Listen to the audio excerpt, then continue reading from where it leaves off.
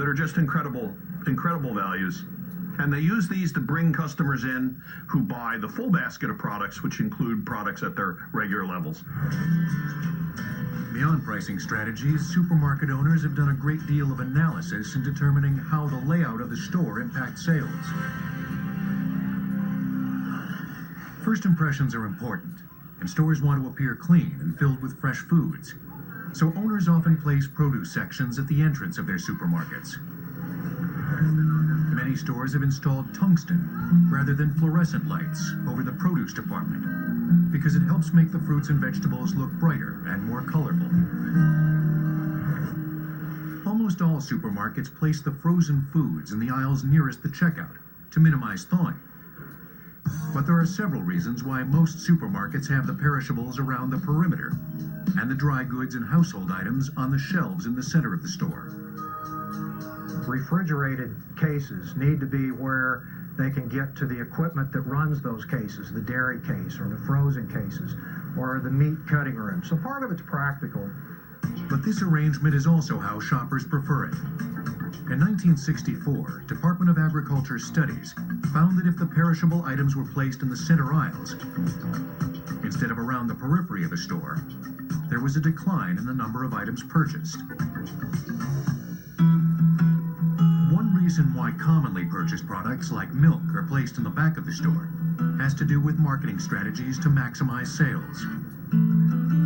The idea that a supermarket would have in strategically thinking about what its layout is to make sure that the consumer sees as much of the product as possible. And so there's a couple things that you would want to put far away from the door. And milk is usually the example given.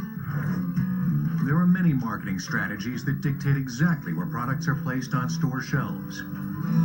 There have been a lot of studies done on shelf placement, and it is obvious that eye level, female eye level, I think, is about 54 inches or something like that, and male eye level is a little higher, is the premium place. So vertical placement on the shelf makes a huge difference. And marketers who are marketing to children, because children can be very influential decision makers in the supermarket, will tend to put items that might appeal to children, sugared cereals, candy, at the kind of level that a kid might see.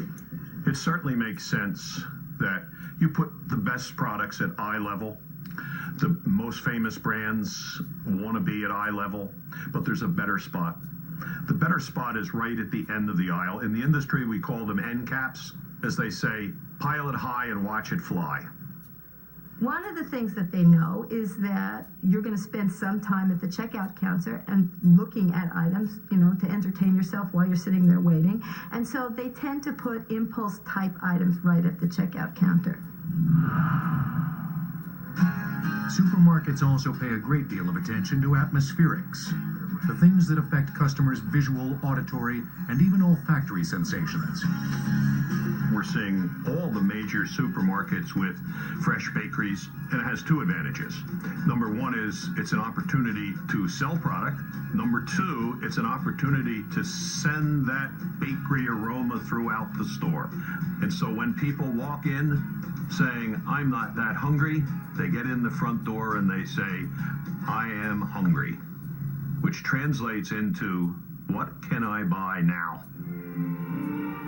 The evidence on music shows that soothing music, slow tempo music, makes people stay in the supermarket longer, and that makes a difference. Softer lighting will make people stay in the supermarket longer. Harsh lighting tends to make people just want to rush and get out of there. There's also uses of colors.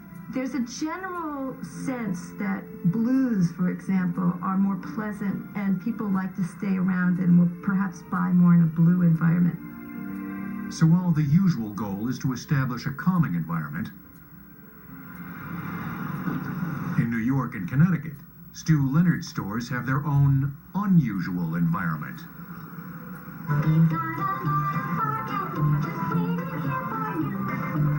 The audio animatronics, costumed characters, and general ambience of a county fair have made these stores a favorite family destination. The mix of good food and theme park-style fun is paying off. There are only 3 Stu Leonard stores so far, but with revenues hitting $300 million a year, Expansion is in the works. Standing out from other stores has become very important in this highly competitive business. And there is one chain that has become hugely successful by standing out because of the unique foods it carries, natural and organic. If you have Medicare,